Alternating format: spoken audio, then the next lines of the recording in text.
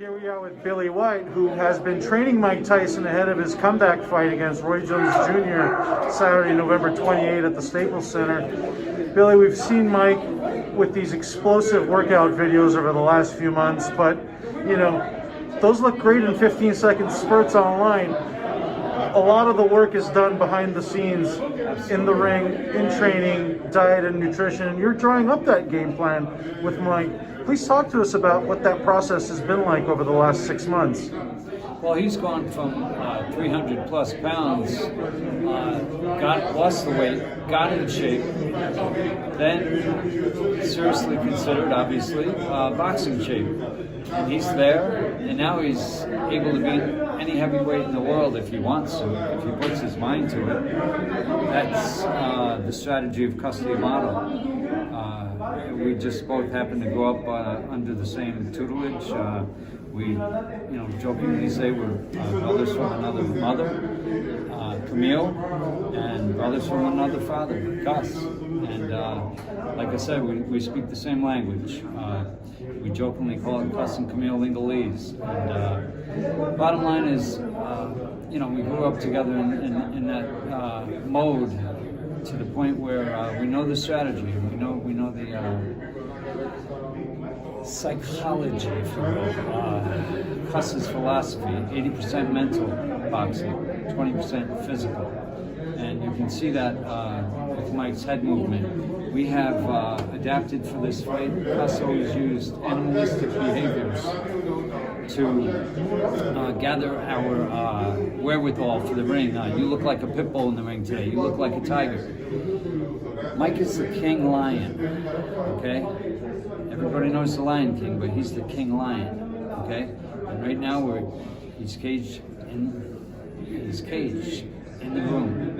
And we were jokingly with Raphael. Raphael's gym, King's MMA, is home away from home for us when we're not at Tyson Ranch training. We wanted to bring the cage from Raphael's gym into here, okay? But to answer your question concerning the strategy, the pad work he did is the physical with Raphael. And mind you, Mike's the baddest man on the face of the earth, the baddest man on the planet, as he's known. Raphael's the baddest trainer on the face of the earth, okay? Baddest trainer on the planet, okay? You dig the play, you understand what I'm talking about. Baddest man on the planet, baddest trainer on the planet. They came together as one during their work. They used Mike and I, again, the animalistic behavior. You take Cuss's strategy, okay? The Mamba with Kobe's strategy. You take Cuss's philosophy, you take Kobe's philosophy, and you mesh them as one, okay? Kobe's strategy is a different version of yourself today.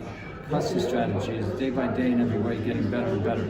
So what you have there is the same powerful message, okay? And it's very strong. And you take that, and you take Raphael and Mike, and they became one in the ring, doing the moves, Mamba style, okay? Kobe's Mamba mentality. What's a Mamba do? He moves his head, right? To avoid strikes. Then he strikes with precision, speed, and power, and that's Tyson, okay? Personified. So you take that and mesh all of that together, and it's going to be a beautiful night. Well, tomorrow night. Obviously that's a very philosophical way of approaching the situation, but like you mentioned, Mike has these animal instincts, and That's right. he's famously known for saying everyone has a plan until they get punched in the face, and he's going to have to deal with that 15 years after retirement. How do you see this fight unfolding, considering it is an exhibition and they're not told to have the best intent to hurt each other? Well, telling Mike Tyson not to knock somebody out is like telling McDonald's not to sell hamburgers, okay? It's like telling us not to have turkey on Thanksgiving. It's ludicrous, it's ridiculous.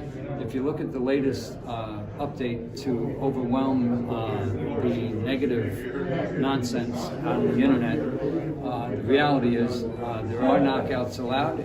It is a fight, it's not tiddlywinks, and the bottom line is there is a winner, okay? There is going to be announced a winner, and you know what that means. Come what may. So Roy Jones is coming to take Mike's head off, and we're coming to take his head off, just like the Thanksgiving platter.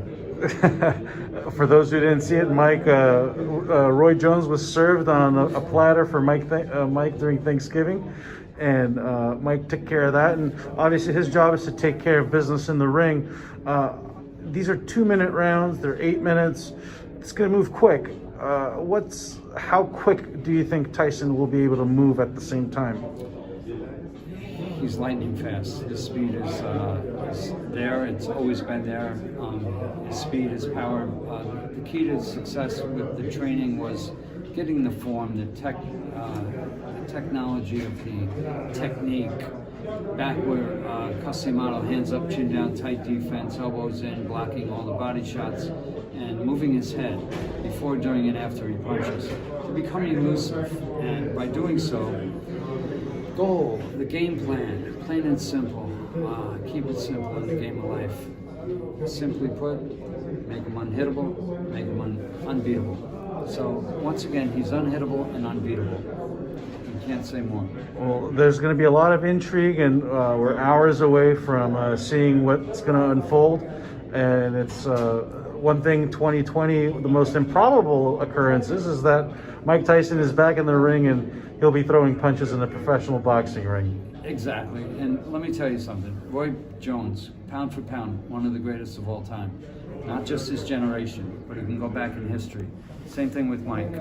And that means boxing fans around the world's going to stop tomorrow night to watch this. And that's the beauty of it all.